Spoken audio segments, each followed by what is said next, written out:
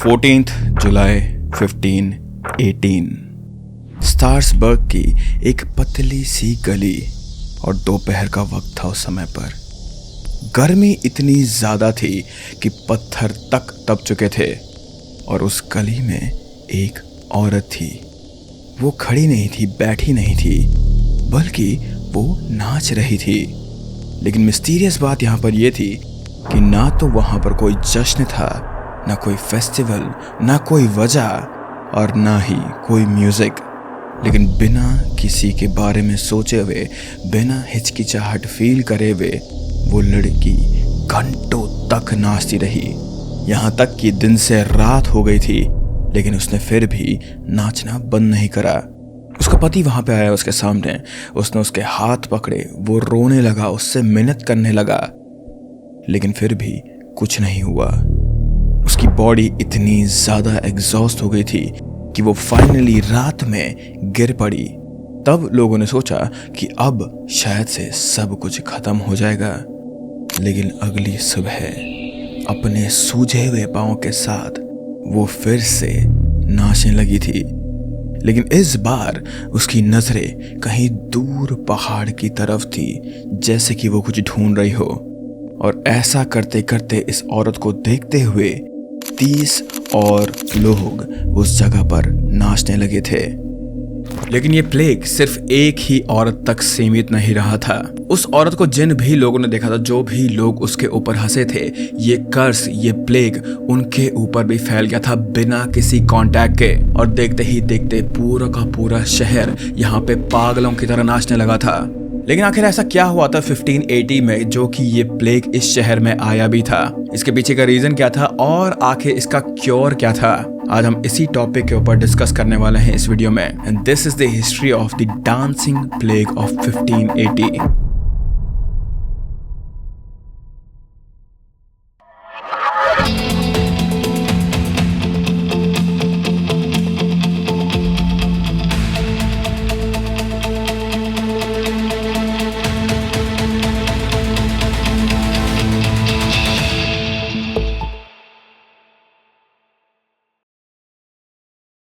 ये समझने के लिए कि 1580 में स्ट्रासबर्ग में क्या हुआ था, हमें पहले उस शहर को देखना या फिर विजुअलाइज करना ज्यादा जरूरी है। क्योंकि जो कुछ भी हुआ था वो एक बाय चांस वाला इंसिडेंट नहीं था, बल्कि वो एक ऐसी जमीन में, ऐसी जगह में हुआ था जो शायद से इस इंसिडेंट के लिए सालों से तैयार हो रही थी।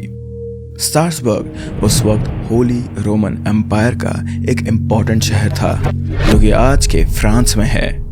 बाहर से अगर तुम लोग इस शहर को देखते थे तो तुम्हें ये बिजी और थ्राइविंग लगता था, लेकिन अंदर से वह शहर कई सालों की तकलीफ में डूबा हुआ था।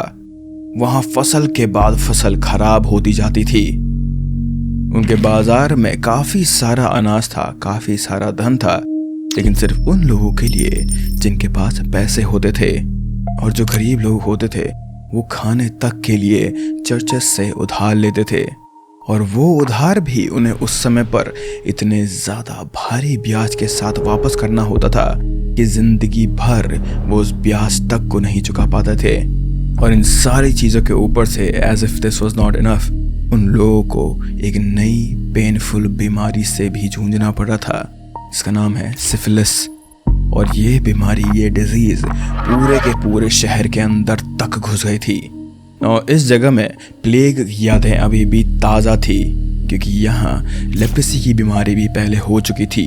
तो इस शहर में कहीं ना कहीं मौत एक परमानेंट साथी की तरह रहता था उनके साथ। जो भी लोग यहाँ सुबह उठते थे, काम पे जाते थे, अपनी ज़िंदगी बिताते थे, उन्हें रात तक ये कंफर्म नहीं होता था कि क्या वो रात को घर वापस सही सलामत पहुंच पाएंगे या नहीं। लेकिन लोगों के बीच में एक बिलीफ था, एक बहुत गहरा और बहुत पक्का बिलीफ, और ये बिलीफ था उनका सेंट वाइटस के ऊपर। एक कैथोलिक सेंट जिनके बारे में इस रीजन के लोग मानते थे कि वो गुस्से में आके लोगों को एक खास सजा दे सकते हैं, जो थी नाचने की, द कर्स ऑफ डांसिंग। सुनने में ये बड़ा अजीब सा लग रहा है, राइट, कि किसी को आखिर सजा एक डांस करने की कैसे दी जा सकती है। लेकिन just think about this thing, अगर तुम भी पूरे 10 से 15 मिनट तक बिना रुके नाचते रहो या फिर डांस करते रहो, even to your favourite song, even you will get tired up. So now accumulate that time for hours, for days, for weeks.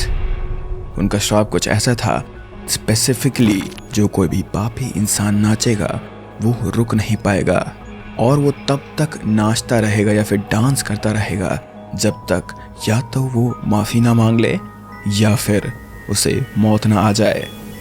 आज हम इस चीज़ को, क्योंकि हम मॉडर्न एरा में हैं, तो आज हम इस चीज़ को सुपरस्टिशन कह सकते हैं. लेकिन उस ज़माने के लोगों के लिए ये उतना ही रियल था जितना कि सूरज रियल होता है लोगों के लिए.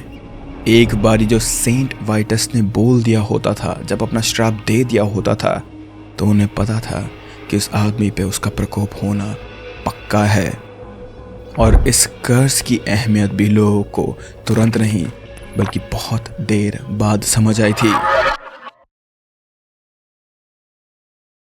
फ्रॉ ट्रॉफर का नाम इतिहास में महफूज है, लेकिन सिर्फ उसका नाम. कौन थी वो, उसके घर में क्या हाल था, उस दिन वो आखिर बाहर क्यों आई, किसी को भी उसके बैकग्राउंड के बारे में कुछ भी नहीं पता है. बस ये पता है कि 14 जुलाई को वो नाची थी, वो भी 4 से 6 दिन तक लगातार. उसके पांव सूज गए थे, जूते अंदर से लाल हो गए थे, उसके पति की सारी कोशिशें बेकार हो गई थी. लोगों ने उसको देखा था, उसके ऊपर हंसे थे और ये हंसी थोड़ा टाइम बाद डर में कन्वर्ट हो गई थी. और फिर फाइनली अथॉरिटीज़ ने फैसला लिया कि फ्राउ ट्रॉफे को एक गाड़ी में बिठा के 30 मील दूर सेवरिन भेज दिया जाएगा. वहाँ सेंट विक्टस का श्राइन था और शायद वहाँ वो ठीक हो जाएगी. लेकिन ये सारी प्रोसेस होने से पहले ही कुछ ऐसा हो चुका था जो कि लोगों से वापस नहीं लिया जा सकता था. This curse actually spread to other people. जिन भी लोगों ने फ्राउ ट्रॉफे को नाचते हुए देखा था, उनके अंदर कुछ बदल गया था. एक हफ्ते में 30 लोग सेम जगह पर डांस करना, नाचना शुरू कर चुके थे. फिर ये नंबर बढ़ा 30 से 50 और फिर अगस्त तक शहर के क्रॉनिकल्स में एक लाइन दर्ज की गई. 400 लोगों ने डांसिंग प्लेग में या तो हिस्सा लिया था या फिर उन पे ये कर्स स्प्रेड हो चुका था. Just think about that thing. एक टाउन में 400 लोग बिना किसी म्यूजिक के, बिना किसी वजह के सिर्फ नाच रहे हैं. How horrifying that scene must have been. वो सारे के सारे लोग नाचते हुए गिरते थे, फिर वापस उठ जाते थे, फिर रोते थे, लेकिन डांस करना नहीं रोकते थे. कुछ ने अपना खाना बंद कर दिया था, कुछ के पांव इस कदर टूट चुके थे कि उनका खड़ा होना तक मुश्किल था, लेकिन फिर भी वो लोग रुके नहीं. And the history says this thing कि इस टाउन में काफ़ी सारे लोग मरने लगे थे, सिर्फ डांसिंग की वजह से नहीं बल्कि स्ट्रोक से, हार्ट फेलियर से, एग्जॉशन से.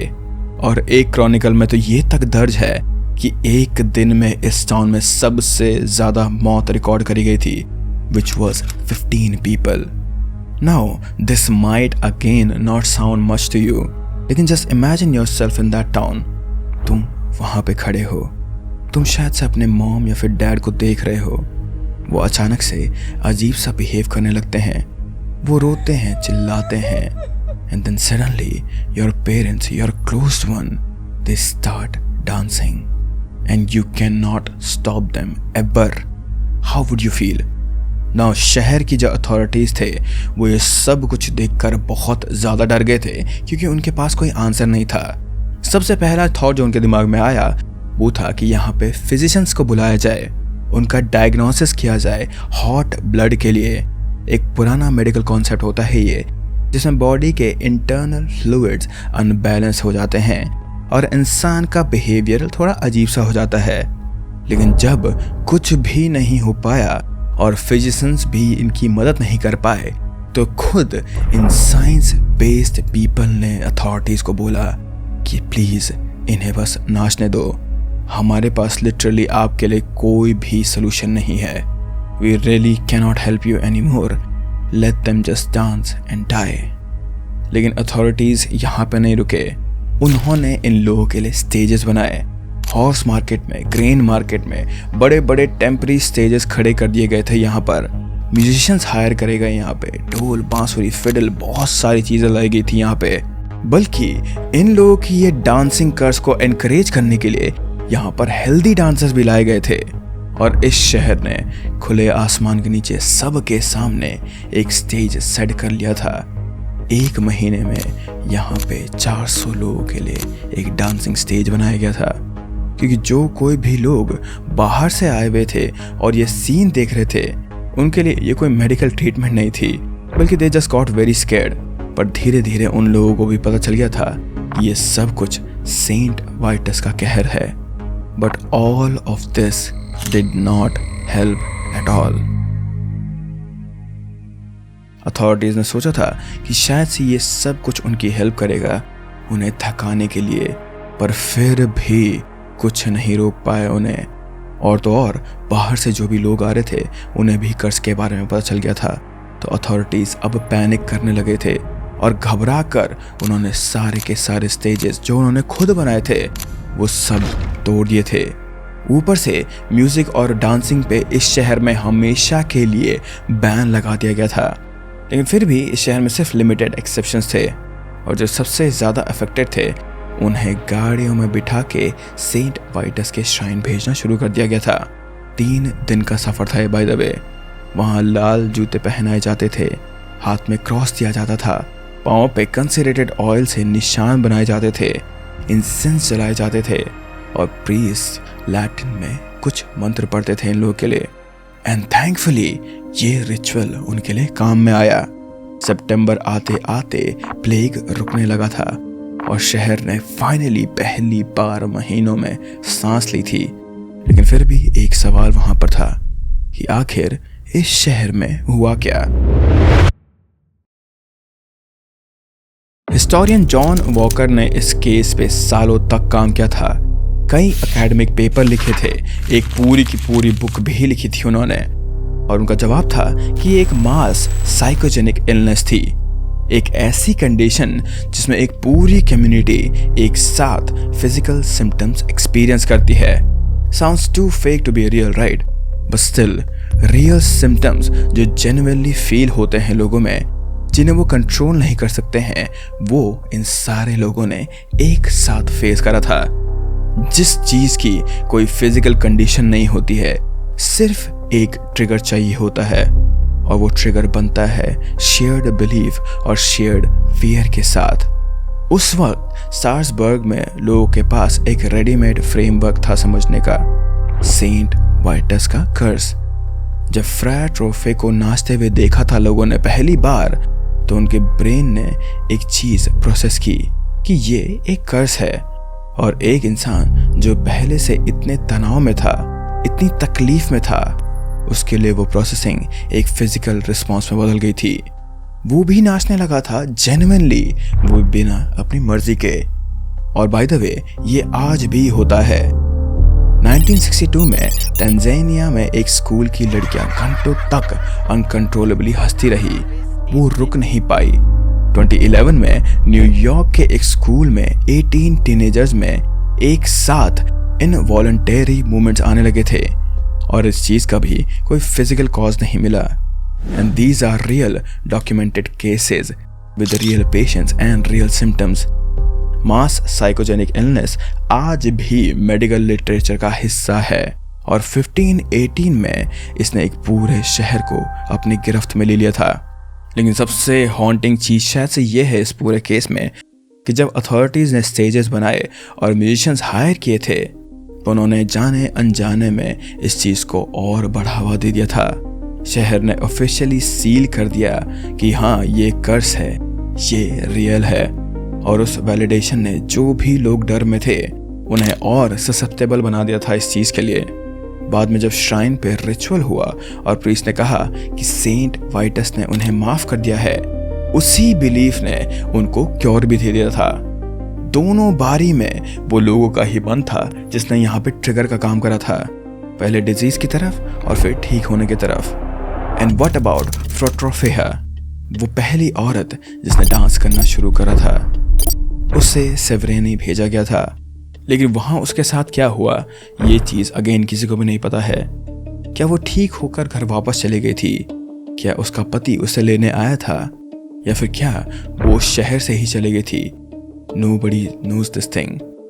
लेकिन जो कहानी उसने शुरू करी थी वो 500 साल बाद भी खत्म नहीं हुई है।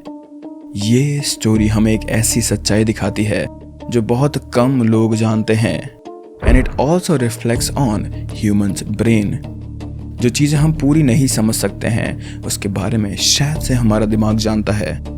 शायद से ऐसी कई सारी बीमारियां हैं जिनके बारे में हमें आज तक पता भी नहीं है, लेकिन हमारे दिमाग को बस एक छोटा सा ट्रिगर चाहिए उस चीज़ के लिए, and we will get that curse that people talk about.